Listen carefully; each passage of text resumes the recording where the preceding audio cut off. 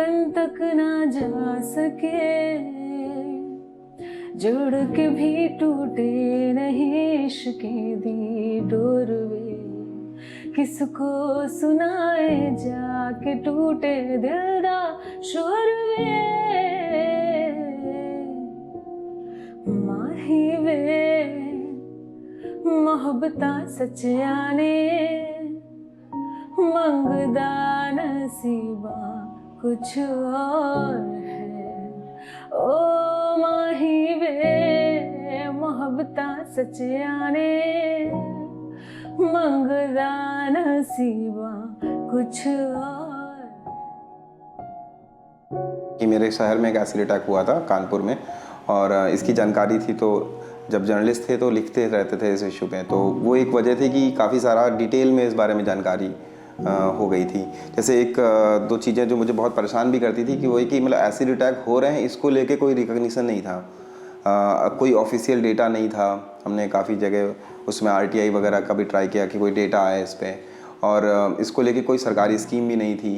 तो पूरी तरह से मतलब ऐसे मान के चलते थे लोग कि एसिड अटैक होते ही नहीं है, और जो सर्वाइवर्स थे उनकी स्थिति मतलब मुझे लगता है कि कोई भी व्यक्ति जो एसिड अटैक सर्वाइवर से पहली बार मिलेगा तो वो मूव हो जाता है। मतलब मैं जब उस आरती से जब पहली बार मिला जो कानपुर से एसिड अटैक सर्वाइवर थी, तो मतलब वाकई बहुत शॉकिंग है। मतलब किसी को उस तरह पहली बार देखना कि इतनी ख़राब स्थिति में जी रहे हैं, और इसके बाद भी ना कोर्ट से कोई मदद है, ना सरकार से कोई मदद है, और पूरा इलाज और बाकी चीज़ों के चक्कर में पूरा फैमिली कई बार मतलब डिस्टर्ब हो जाता है। कई बार जैसे आरती के केस में ही देखें तो उन्होंने लगभग सारा अपना जो सेविंग्स थी वो ख़त्म कर दी, घर वर बेच दिया उन्होंने, तब वो इलाज करा पाए। तो ये एक ऐसी समस्या थी जिस पे बिल्कुल कुछ कहीं मतलब जीरो से काम करने की ज़रूरत थी। और इंस्पिरेशन मैं कहूँगा कि मिला उस समय, कैसे काम शुरू किया उसका एक बड़ा इंस्पिरेशन वहाँ से आया जब निर्भया आंदोलन हुआ। तो हमें लगा कि जब हम रेप जैसे मुद्दे पे पूरा देश एक साथ खड़ा हो सकता है, तो ये तो और ज़्यादा जघन्य अपराध लगता है, मतलब रेप से कई गुना ज़्यादा जघन्य, क्योंकि रेप का शायद मैं इस पर कोई कमेंट नहीं करूँगा कि दोनों में कोई कंपैरिजन है, पर ये इतना जघन्य है कि इसके बारे में अगर जानकारी ही नहीं है पूरे सिस्टम को, तो वो बहुत मतलब आश्चर्यजनक थी।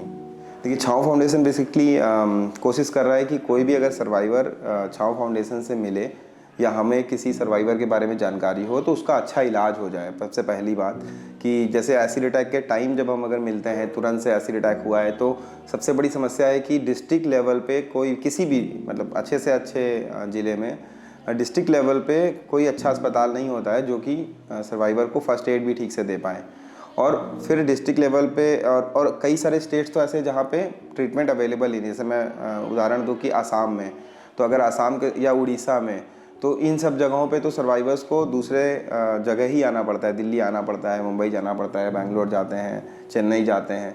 तो उस फेज़ में बहुत बार परिवार पीछे हट जाता है और इलाज नहीं कराता है। दूसरा, इलाज बहुत महंगे हैं, इस एक्सपर्ट्स कम हैं इस तरह के सर्जरी करने के। प्लास्टिक सर्जरी सभी अगर कहीं यूनिट अवेलेबल भी है तो भी प्लास्टिक सर्जरी जो एसिड अटैक के केस में होती है वो बहुत ही एक्सपर्ट्स की ज़रूरत है उसको करने के लिए। तो एक पहला काम है कि मेडिकल ट्रीटमेंट अच्छे से कराया जा सके। दूसरा कि जो सामाजिक पहलू है, मतलब जैसे जब एक सर्वाइवर अपने घर पे होता है और उसके माँ बाप उसकी केयर कर रहे होते हैं, माँ बाप से ज़्यादा प्रेम कोई नहीं करता, लेकिन कई बार उनका भी इस तरह का रवैया होता है कि जैसे वो कभी कह देते हैं कि इससे अच्छा कि इसको गोली मार दिया होता। तो जो मैं एक उदाहरण देके समझाना चाह रहा हूँ कि कभी कभी एक अच्छे परिवार में भी, एक अच्छे माहौल में भी उस परिवार को ये नहीं पता होता है कि कैसे उसका आत्मविश्वास बनाए रखें, क्योंकि लड़की को उसके चेहरे से ही देखा जाता है, और चेहरे पे जब इस तरह का हमला होता है, इतनी मेडिकल कंडीशन ख़राब होती है, तो परिवार भी बिखर जाता है और उसको पता नहीं रहता कि कैसे आत्मविश्वास बढ़ाना है। बहुत सारे सर्वाइवर्स ने सुसाइड करने का अटेम्प्ट किया है, बहुत सारे सर्वाइवर्स सुसाइड कर भी चुके हैं। तो उस परिस्थिति में उनको संभल देना, मतलब सर्वाइवर्स जब जैसे उनको ट्रीटमेंट के प्रोसेस से हम लोग जुड़ जाते हैं, कभी उन्हें सीरोज इनवाइट करते हैं, उन्हें ये दिखाने की कोशिश करते हैं कि भविष्य मतलब चेहरे से जुड़ा हुआ नहीं है। जैसे केस को लेके भी है कि बहुत सारे सर्वाइवर्स अपने केस को लड़ने के लिए उतने मतलब आत्मविश्वास ना होने की वजह से, पैसे ना होने की वजह से हिम्मत हार जाते हैं। तो ऐसे में उनके केसेस में मदद करना, और इसके बाद अगर उन्हें ज़रूरत है, जैसे कि अगर जो लोग सक्षम नहीं हैं उन्हें मतलब किसी तरह से रोज़गार दिलाना, ट्रेनिंग कराना, पढ़ाई में इनकरेज करना, तो ये सारे काम छाँव फाउंडेशन करता है अभी।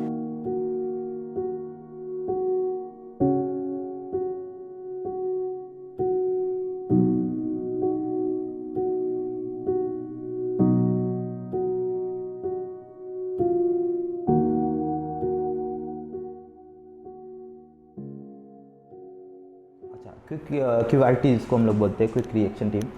तो इसमें क्या, कोई भी ऐसा केस जो नया जिसकी जानकारी मिलती है, कोई एसिड अटैक का केस हुआ किसी भी डिस्ट्रिक्ट में, तो इसमें बहुत सारे हमारे अलग अलग डिस्ट्रिक्ट के वॉलंटियर्स जुड़े हुए हैं, हमारे टीम मेंबर्स हैं या हमारे मीडिया के कई सारे दोस्त बच्चे हैं जुड़े हुए हैं। तो हमको जैसे भी जानकारी मिलती है कोई भी सोर्स से, तो उसमें क्या करते हैं, कोशिश करते हैं कि अगर उस डिस्ट्रिक्ट या उस पास क्षेत्र का कोई ऐसा बंदा है जो वहाँ तक पहले पहुँचे, क्योंकि इसमें तुरंत से मदद की ज़रूरत होती है। दो तीन तरह की चीज़ें होती हैं। एक तो क्या होता है ना कि ऐसे केस जो बहुत सारे लोगों के साथ होता नहीं है, मतलब जब पहली बार उसको लगता है कि उसके परिवार के किसी बंदे शख्स के ऊपर ये होता है, तो परिवार भी काफ़ी मतलब परेशान होता है। बहुत सारे लोग होते हैं जो उनसे बात करना चाहते हैं या परेशान करते हैं। एक तो मैं परेशान नहीं कहूँगा, वो भी अपना काम कर रहे होते हैं, मीडिया के दोस्त या, तो वो लोग भी काफ़ी परेशान हो जाते हैं और वो अवेयर नहीं होते हैं कि ऐसे केस को कैसे हैंडल किया जाए। तो क्या होता है ना, जो शुरुआत में जब आप चेहरे पे एसिड पड़ता है तो उस समय क्या होता है कि आपका चेहरा बिल्कुल ऐसा काला काला सा बर्न सा लगने लगता है, चेहरे पे घाव नहीं हुए होते हैं। लेकिन धीरे धीरे जैसे जैसे टाइम पीरियड बढ़ता है तो वो चमड़ी जो होती है चेहरे की वो निकलना चालू होती है। उसके बाद आपका चेहरा ख़राब होना चालू होता है, इन्फेक्शन का खतरा बहुत ज़्यादा रहता है। तो उसको हम लोगों को बताना, मतलब सर्वाइवर को अवेयर करना, उनके फैमिली को अवेयर करना कि ये ट्रीटमेंट बहुत ज़रूरी है। अगर समय पे बेहतर ट्रीटमेंट नहीं मिला तो इसकी हालत जैसे अब दिख रही है ये ऐसी नहीं रहने वाली है और इससे ज़्यादा ख़राब हो जाएगी। इन्फेक्शन का खतरा एटलीस्ट बहुत ज़्यादा होता है। तो उन चीज़ों को उनको अवेयर कराते हैं। और अच्छा जगह पे ट्रीटमेंट नहीं हो रहा है, जहाँ पे बर्न वार्ड नहीं होते, तो कोशिश करते हैं उनको हायर अथॉरिटी में शिफ्ट कराया जाए, मेडिकल कॉलेजेस हैं या जहाँ पे बर्न यूनिट हैं जहाँ पे उनको हम ले जा सकें, तो वो हम लोग कोशिश करते हैं उनको बता के।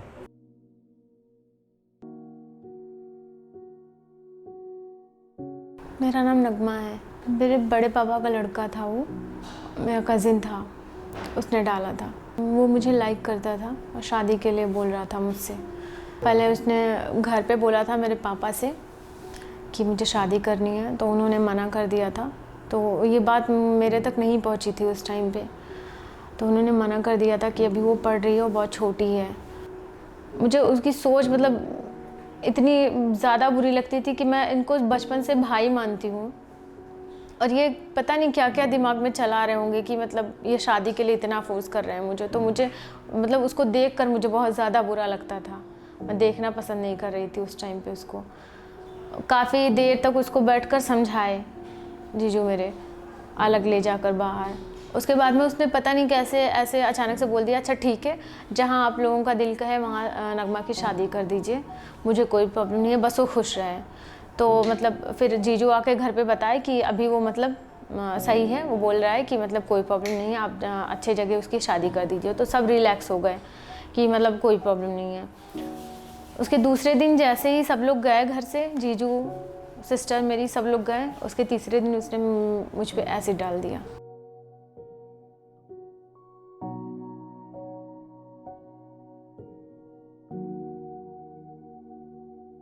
उस टाइम कुछ भी समझ में नहीं आ रहा था। मतलब ऐसा लग रहा था कि मेरे फेस पे बस पक रहा है कुछ, मतलब कुछ भी नहीं। सब मतलब एक होता है कि ब्लैंक हो जाना, दिमाग में कुछ भी नहीं आ रहा था। बस मुझे जैसे होता नहीं है, जल जाता है कोई चीज़ तो मतलब दिल करता है पानी में जैसे हाथ डाल दूँ कि जलन मिट जाए। बस वैसे ही मैं पानी के पास गई, मतलब फ़ौरन हाथ से मारने लग गई अपने फेस पे और बहुत तेज़ तेज़ चिल्लाने लग गई थी। जब मैं हॉस्पिटल जाती हूँ, मतलब बहुत ज़्यादा पेन होता है, जब सर्जरी होती है, ऑपरेशन होता है, बहुत ज़्यादा तकलीफ़ होती है। मतलब फ़र्स्ट टाइम में मेरे सिर में और गले में मतलब स्पेंडर डाल दिया गया था, तो ऐसा लग रहा था कि मैं मर जाऊँ। मतलब बहुत ज़्यादा तकलीफ़ थी, बहुत दर्द हो रहा था। तो उस टाइम पे मतलब दिल कर रहा था कि ये चीज़ें उसके साथ क्यों नहीं हुई, ये चीज़ें उसके साथ हो, उसको पता चले कि मुझे सिर्फ उसने एसिड डाल दिया, उसके बाद भी कितना कुछ मुझे झेलना पड़ रहा है, तो उसके साथ भी ऐसा हो। फिर कभी कभी लगता है कि छोड़ो, अभी मैं यहाँ हूँ, मैं इतनी खुश रहती हूँ, सबके साथ रहती हूँ, मतलब बाहर जाना, सब हर चीज़, अभी यहाँ बैठी हूँ तो मतलब ऐसा लग रहा है कि छोड़ो, हटाओ, जो हो गया सो हो गया, मुझे इतना वो भी नहीं करना चाहिए। मतलब शायद वो नहीं डालता तो मैं यहाँ नहीं होती।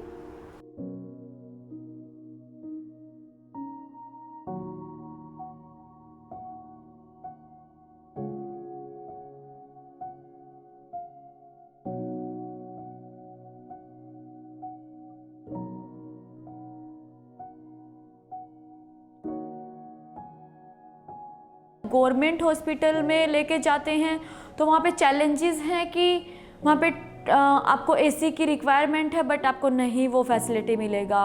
आपको एज अ सीनियर डॉक्टर्स चाहिए और अच्छे डॉक्टर्स चाहिए, शायद वो नहीं है। जो सीख रहे हैं शायद वो करेंगे, क्योंकि मेरा ये बात मैं इसीलिए बोल रही हूँ क्योंकि मैंने गवर्नमेंट हॉस्पिटल में ट्रीटमेंट कराया और मेरे को ये फेस करना पड़ा है। मेरा ऑपरेशन सक्सेसफुल नहीं रहा है। फिर आप प्राइवेट हॉस्पिटल में लेके जाते हैं, मानो आप यूपी से हैं और आप दिल्ली में आना चाहते हैं, तो उसमें क्या है कि यूपी गवर्नमेंट ने सिर्फ यूपी में ही फंड दिया हुआ है कि आप पर्टिकुलर इन हॉस्पिटल में ट्रीटमेंट करा सकते हैं। तो बट उनको अच्छे हॉस्पिटल की नीड है, तो हम जैसे कि हम अपोलो हॉस्पिटल में लेके आते हैं तो हमको एज वो फ्री ऑफ कॉस्ट नहीं है, उसके लिए पे करना पड़ेगा या फिर बहुत सारे एफर्ट लगाने पड़ेंगे या प्रेशर डालना पड़ेगा। उसके बाद वो ट्रीटमेंट कितनी मुश्किल से स्टार्ट होता है, और वो है कि तुरंत बाद मतलब अटैक के तुरंत बाद हॉस्पिटल जाते हैं, एक प्राइवेट हॉस्पिटल, तो सोचिए हम लोगों को कंडीशन और वो सब चीज़ फुलफिल करने में कितना टाइम चला जाता है। तब तक पेशेंट का क्या हो रहा होगा, उसके पीछे कोई नहीं सोचता है। तो बहुत सारे चैलेंजेस तो हैं, मतलब उसको हॉस्पिटल ले जाने तक में ही। मैं गवर्नमेंट हॉस्पिटल की बात करूँ तो मतलब मैंने रोहतक पीजीआई में अपना स्टार्टिंग का ट्रीटमेंट कराया है। तो ऐसे तो बिहेवियर ठीक था, मतलब सब कुछ ठीक था, बट एक होता है ना, मुझे सीनियर डॉक्टर्स की नीड थी। सीनियर डॉक्टर भी आए तो उनके पास शायद इतना एक्सपीरियंस नहीं था। मेरा लेफ़्ट आई मतलब जाने वाला था, मैं अभी लेफ़्ट आई से नहीं देख पाती, और मैं एडमिट होने के 1 मंथ तक मैं उससे देख पा रही थी, 1 मंथ के बाद मैं नहीं देख पा रही थी। मतलब इतना ही उनको पता होता कि खतरा है इनकी आई को, तो वो मुझे रेफ़र करते दिल्ली में, बट ऐसा नहीं हुआ। जब मेरा आई चला गया, जब मैं बिल्कुल लेफ़्ट आई से ब्लाइंड हो गई, उसके बाद मुझे रेफ़र किया गया। तो मतलब बहुत सारे चैलेंजेस हैं, और जब ट्रीटमेंट कराया तो वो सक्सेसफुल नहीं हुआ, मेरा स्किन रिजेक्ट हो गया, और जो कि मैंने दोबारा फिर 1 ईयर के बाद मैंने दिल्ली अपोलो में ट्रीटमेंट स्टार्ट कराया।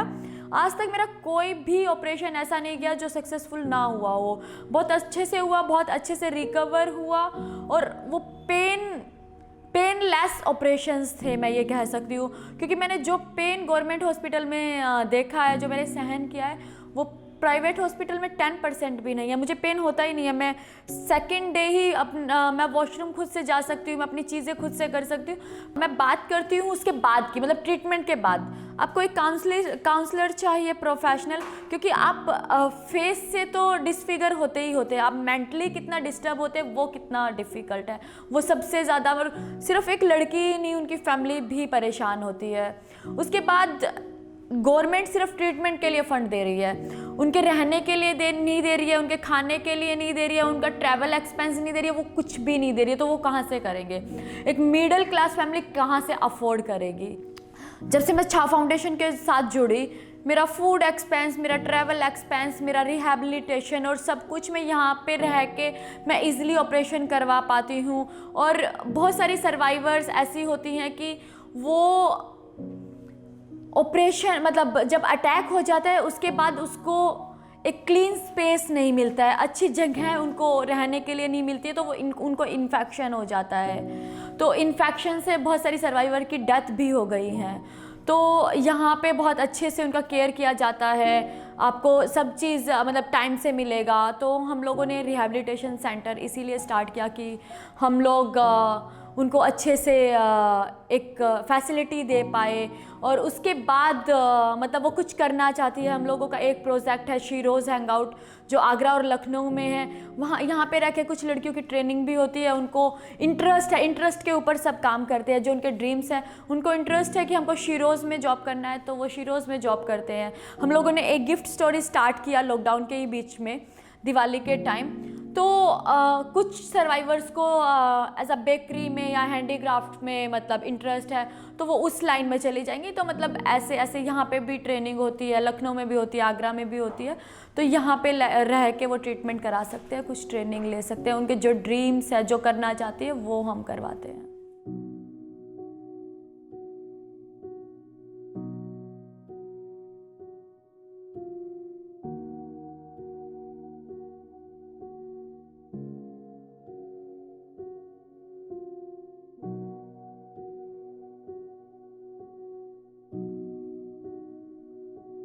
मोस्टली अटैक जो होते हैं वो गांव में होते हैं, और गांव के लोग जो होते हैं वो बहुत ही मिडिल क्लास से भी नीचे क्लास के लोग रहते हैं। और मैं हाल में ही एक इंसिडेंस बताती हूँ जिसमें हम लोगों ने हाल में ही रीच आउट किया है। तो उस केस में हम लोगों ने बहुत अच्छे से देखा है कि गोंडा में 3 सिस्टर के ऊपर एसिड अटैक हुआ था। तो हम लोगों को उनके बारे में सोशल मीडिया के थ्रू ही पता चला था। फिर उसके बाद हम लोग मतलब कि अर्ली मॉर्निंग ही उनके घर गए।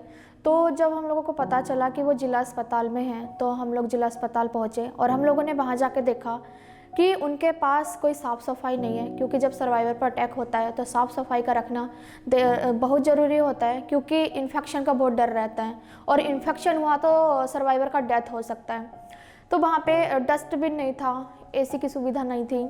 उनके घर वालों से बात किया कि जिला अस्पताल में जो होते हैं मतलब कि अच्छा ट्रीटमेंट नहीं होता है, और जो डॉक्टर होते हैं उनको अच्छी नॉलेज नहीं होती है।